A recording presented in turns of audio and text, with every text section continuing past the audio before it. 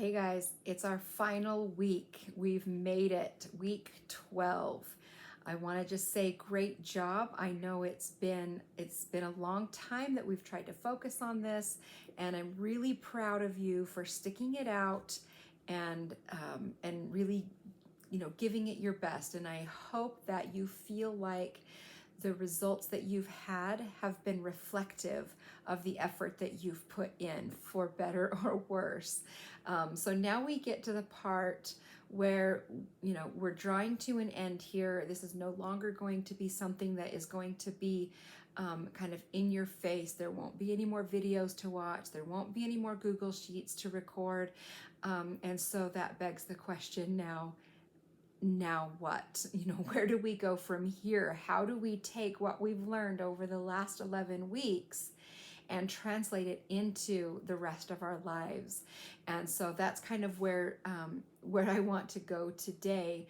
I hope that through the course of this, you have had a taste of true food freedom, that you've been able to kind of overcome some of the limiting beliefs that you've had around food, and that you've found a new healthy relationship with food, with your body, a greater understanding of how your body works, how it lets you know what it needs, and how to satisfy those needs in a way that is both physically and emotionally and psychologically and mentally satisfying and in a healthy way. And that you've developed some tools that you've been able to kind of put in your toolbox that can help you continue to work on overcoming any struggles that might still be kind of there still for you. And so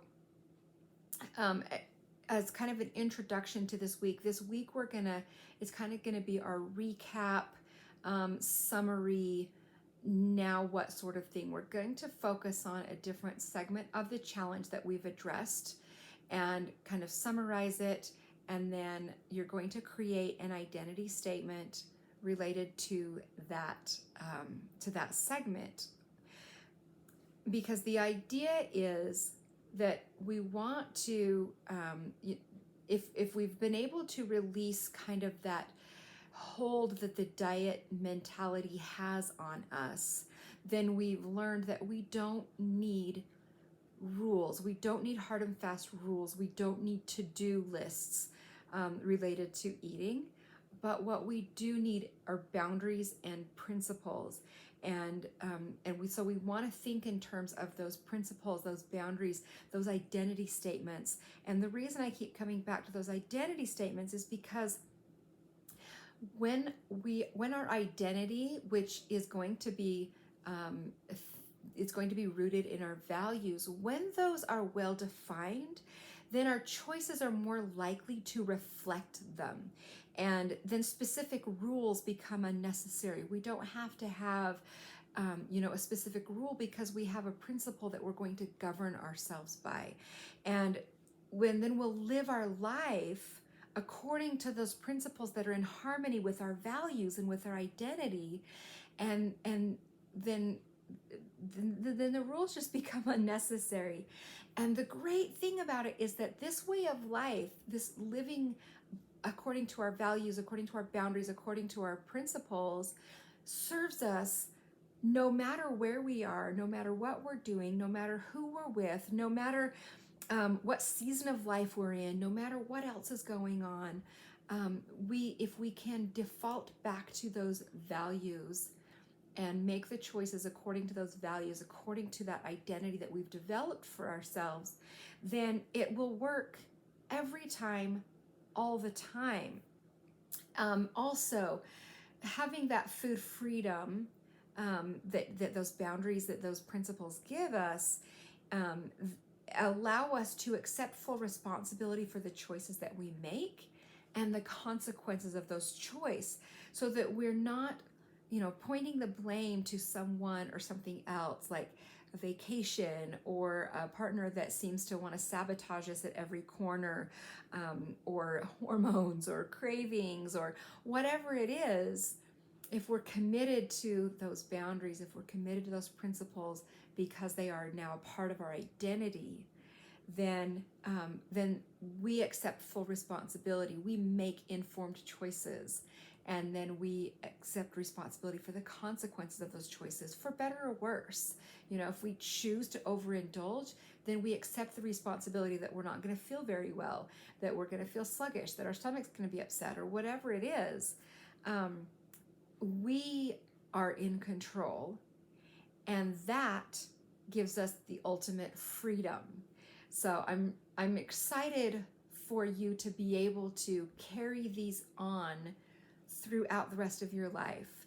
And if you find yourself kind of moving away from them and struggling with them, I want you to remember, go back to the basics. Just start with finding hunger, and then focusing on how you eat, and then finding 5. And if you just go back to those basics, whenever you start feeling yourself kind of slipping away, then you'll remember. You'll be like, oh yeah, and it works every time. So let's do a deep dive into, not a deep dive, sorry, this is going to be a summary. We're going to do an overview of each of these segments that we worked on. And your action step is going to be, I want you to write an identity statement. I am a person who, or I am an eater who, related to that particular section. You'll find a Google sheet that has a place for you to write that identity statement. And I'll be keeping an eye on your Google sheet to see those identity statements. And I would really encourage you to write them down and put them somewhere that is in a place in your home where you will see them often. Being reminded on a regular basis will help us continue to practice these things, because you have to remember, it's not a switch, it's a process. And you'll go through periods of time when you're really rocking it and times when you struggle. And it just takes lots and lots and lots of practice to really get better and better at it. And even then, it's not something you'll ever probably do perfectly, and that's okay, because this life isn't about perfection, it's just about progress. So let's go.